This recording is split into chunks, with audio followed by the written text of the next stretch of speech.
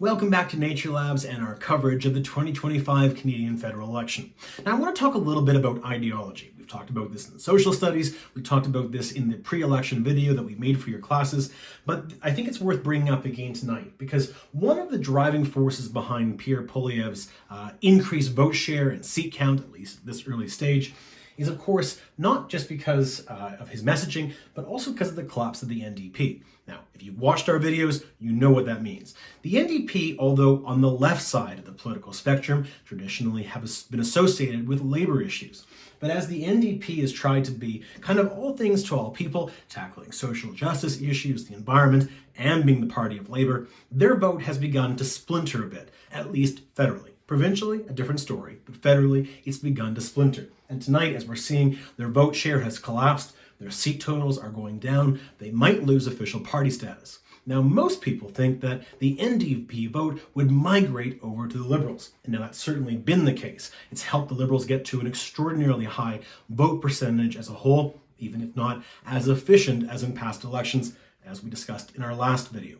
But what we need to remember about the NDP vote is that for many blue-collar workers, the people who support the NDP largely because of labor issues, basically because of their pro-union stance, they are not necessarily, their second choice isn't necessarily the federal Liberals, but in fact the federal Conservative Party. And of course, as we discussed, Pierre Poilievre and the Conservatives have been working hard for years now to attract those blue-collar union workers. They want to be a bigger tent that encompasses those kinds of workers, and certainly it's a strategy that's worked well for Doug Ford in Ontario, for other provincial premiers, and it's something that Pierre Poilievre seems to be executing well so far tonight.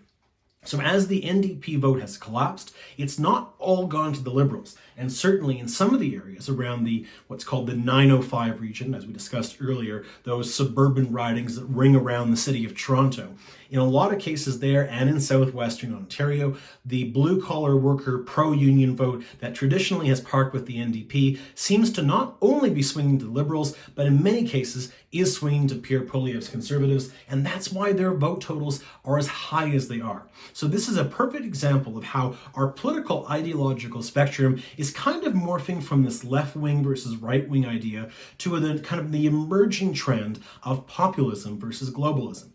Now, Pierre Poilievre isn't a traditional populist. Mark Carney, he's kind of a traditional globalist. But the point here is that across Western democracies, we are seeing a kind of a changing of the guard, an ideological changing of the guard, where the traditional left-right axis has been replaced with this populist versus globalist. Globalist largely being urban-focused, interested in sort of pluralistic issues, the environment, social justice, global free trade, whereas populists kind of retrenched into more protectionist economic strategies, pro-resource development, skeptical of sort of traditional democratic institutions. Again, the shoe doesn't totally fit Pierre Poilievre, but we are beginning to see sort of this realignment of our political parties. What does that mean for the NDP going forward? That's a good question, because there's still a force at the provincial level. They form government in British Columbia, they're the official opposition in Ontario, of course they're government in Manitoba, and have a major force, a power force in Alberta and Saskatchewan, as well as some of other provinces as well in the Maritimes.